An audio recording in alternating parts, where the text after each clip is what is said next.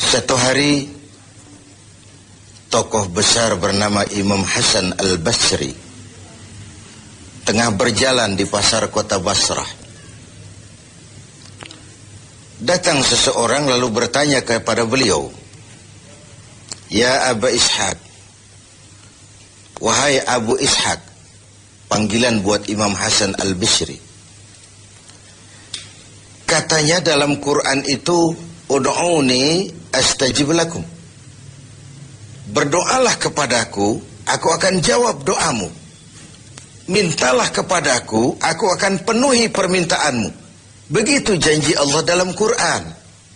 Lah kami ini, kata si orang tadi, sudah lama berdoa kepada Allah. Sudah banyak kali kami memohon kepadanya.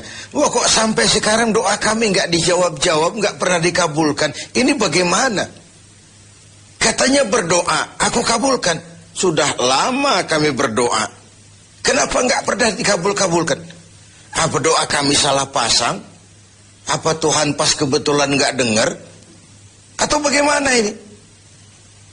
Imam Hasan Al-Basri senyum lalu menjawab, "Ya ahlal Basrah, hai penduduk Basrah, hatimu mati. Dari hati yang mati, bagaimana mungkin doa akan terjawab? Tidak ada getaran yang menyebabkan channel kepada Allah itu nyambung. Tidak ada. Dari hati yang mati, doa tidak mengeluarkan getaran untuk sampai kepada aras. Hatimu mati, maka doamu tidak dikabulkan." Kita renungkanlah jawaban ini. Sederhana, doa tidak didengar Tuhan. Permohonan tidak dikabulkan olehnya. Tapi kalau kita mau menukik kepada renungan yang lebih jauh, kemalangan apa yang lebih besar selain daripada kalau Allah sudah berpaling kepada kita dalam hidup ini? Permohonan tidak didengar, doa tidak dikabulkan, Allah sudah masa bodoh dengan kita. Kemana lagi langit tempat kita bernaung? Kemana lagi bumi tempat kita berpijak? Kalau Allah sudah berpaling dalam hidup ini kepada kita, itulah kemalangan yang paling besar dalam hidup ini. Sementara kita berleha-leha, menurut kita kemalangan itu kehilangan jabatan, kemalangan itu kehilangan harta benda, kemalangan itu adalah kehilangan orang yang kita sayangi. Allah berpaling dalam hidup kita, tidak pernah kita melakukan evaluasi. Nah, apa yang menyebabkan hati itu jadi mati? Sehingga tidak ada getaran yang nyambung ke aras, yang mengakibatkan Tuhan berpaling dari kita. Doa tidak lagi didengar, permohonan tidak lagi dikabulkan. Ada beberapa hal yang menyebabkan hati jadi mati, sehingga doa tidak terangkat. Imam Hasan Al-Basri menjelaskan beberapa faktor yang menyebabkan hati menjadi mati. Tidak ada lagi getaran yang mengantarkan doa ke aras, sehingga Tuhan pun berpaling. Yang pertama kata beliau, "Araftumullaha wa lam tu'tuhu haqqah." Kamu kenal Allah, tapi haknya untuk disembah, kewajibanmu untuk menyembah, tidak pernah kamu laksanakan. Bagaimana hati tidak jadi mati? Kenal. Siapa pencipta alam semesta? Allah. Siapa pencipta lautan, gunung, sungai? Allah. Siapa pencipta langit dan bumi? Allah. Siapa pengatur segala-galanya? Allah. Sholat apa tidak? Tergantung kebutuhan. Kamu kenal Allah, tapi haknya untuk disembah, kewajibanmu untuk menyembah, tidak pernah kamu laksanakan. Bukankah simpel bahwa Fatihah saja mengajarkan iyyaka na'budu wa iyyaka nasta'in? Hanya kepadamu kami menyembah dan hanya kepadamu kami mohon pertolongan. Tertibul kalimat, na'budu dulu baru nasta'in. Kalau na'budu terlaksana, nasta'innya pasti top chair. Hanya kepadamu kami menyembah, hanya kepadamu kami mohon pertolongan. Kalau ibadah beres, pertolongan pasti datang. Doa didengar, permohonan dikabulkan, munajat pun diterima. Kenapa? Nak budunya beres, maka nasta'innya nikmat. Tidak diajarkan kita iyyaka nasta'in wa iyyaka na'budu. Tapi na'budu dulu, baru kemudian nasta'in.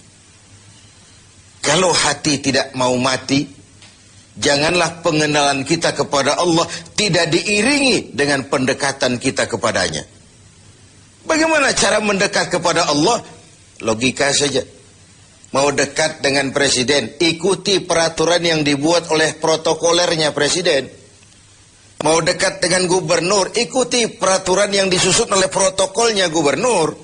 Tidak bisa mau dekat dengan gubernur bikin peraturan sendiri. Mau dekat dengan Allah bikin metode sendiri. Dengan jalan ngelamun, duduk madep ngidul, bengong 4-5 jam, lalu mau dekat dengan Allah. Mau dekat dengan Allah, ikuti cara yang sudah diatur oleh Allah melalui utusan-utusannya. Bukan dengan cara membuat sesuatu sendiri. Ini yang pertama. Lalu yang kedua, yang menyebabkan hati jadi mati, qara'tumul Qur'an walam ta'malu bih. Kamu baca Al-Quran, kamu dengungkan Al-Quran, kamu sanjung Al-Quran, walam ta'malu bih. Tapi isinya, ajarannya tidak pernah kamu laksanakan. Isinya, ajarannya sering malah diinjak-injak. Bukankah kita hidup di satu zaman di mana tuntunan sudah menjadi tontonan, dan tontonan sering dianggap sebagai tuntunan? Bukankah kita hidup di satu masa di mana orang yang jujur dikhianati dan pengkhianat malah diberikan amanah? Bukankah zaman ini sudah terjadi pergeseran nilai yang sedemikian rupa? Kita baca Al-Quran, kita musabakohkan pula bacaannya, tapi isinya, ajarannya tidak pernah kita laksanakan. Bahkan nyaris sering kita injak-injak. Hati jadi mati. Sama dengan kalau kita dikirimi surat oleh seseorang yang sangat kita kagumi. Kita baca surat itu siang malam. Kita ceritakan kepada orang, saya dikirimi surat oleh orang yang sangat saya kagumi. Tapi perintah yang ada dalam surat itu tidak pernah kita laksanakan. Saya percaya betul yang kirim surat mesti marah. Kau baca itu penting supaya kau ngerti apa isinya. Tapi setelah kau ngerti, mbok ya laksanakan. Begitu Al-Quran diturunkan kepada kita. Kamu baca Al-Quran, tapi isinya tidak pernah kamu amalkan. Bagaimana hati tidak akan menjadi mati karenanya? Pemirsa TV 7 yang berbahagia. Yang ketiga, penyebab hati itu menjadi mati, akaltum ni'mata rabbikum walam tashkurulah. Kamu makan nikmat Tuhanmu, tapi tidak pernah kamu bersyukur kepadanya. Ikan Tuhan di laut itu tiap hari diciduki, tapi Tuhannya diabaikan. Tidak pernah sesaat pun dalam hidup ini nikmat Allah pernah berhenti. Sejak kita bangun tidur sampai kita tidur kembali, bahkan tidur itu sendiri. Dari sekian nikmat yang kita tidak akan pernah sanggup menghitungnya, Tuhan cuma minta syukuri nikmat itu. Kalau kau syukuri, aku tambah. Kalau kau ingkar, azabku itu pedih. Tiap hari kau makan nikmat Tuhanmu, akaltum ni'mata rabbikum. Kau makan nikmat dari Tuhanmu, walam tashkurulah. Tapi kepadanya kamu tidak pernah bersyukur. Baik syukur dalam bentuk ucapan, lebih-lebih syukur dalam bentuk perbuatan. Karena kalau syukur ucapan semua bisa. Alhamdulillah, terima kasih Tuhan, puji syukur, terima kasih Tuhan. Tapi perbuatannya sering tidak sinkron dengan ucapannya. Kalau saya diberikan harta oleh Allah, mulut saya tidak pernah berhenti. Alhamdulillah Tuhan, terima kasih dikasih harta. Tapi pelitnya 17 setan. Rasanya orang itu baru syukur perbuatan, baru syukur ucapan, belum syukur perbuatan. Karena syukur perbuatan artinya mempergunakan suatu nikmat sesuai dengan kehendak yang memberikan nikmat itu. Allah memberikan harta kepada saya. Apa yang Allah kehendaki dengan menggunakan harta ini? Bagaimana kehendak Allah tentang penggunaan harta ini? Allah memberikan jabatan kepada saya. Apa yang Allah kehendaki dengan memberikan jabatan ini kepada saya? Mempergunakan suatu nikmat sesuai dengan kehendak yang memberinya. Itulah syukur yang sebenarnya. Ini yang keempat. Yang kelima, penyebab hati itu jadi mati. Qultum annal mauta haqqun wa lam tasta'iddu lah. Kamu yakin, kamu percaya, kamu tahu betul hidup akan berakhir dengan kematian. Namun kau tidak pernah mempersiapkan diri untuk itu. Baik menghadapi kematian maupun menghadapi yang lebih penting sesudah kematian. Karena mati pada dasarnya sebuah peralihan dari sebuah tahap kehidupan kepada tahap kehidupan yang berikutnya. Bukan akhir. Bahkan saya lebih cenderung mengatakan mati adalah istilah yang digunakan bagi orang yang sedang hidup. Sipulan mati itu kan kata yang hidup. Yang mengalami sedang pindah ke alam lain. Jadi tidak ada alasan hidup sulit benar, mending mati habis urusan. Tidak selesai sampai di situ. Tidak selesai urusannya. Hidup terus berlanjut di alam barzah, terus berlanjut di alam mahsyar. Ini satu perjalanan panjang. Seperti kita akan berangkat keluar kota yang jauh, tentu kita harus menyiapkan bekal. Semakin jauh perjalanan, semakin banyak bekal yang kita bawa.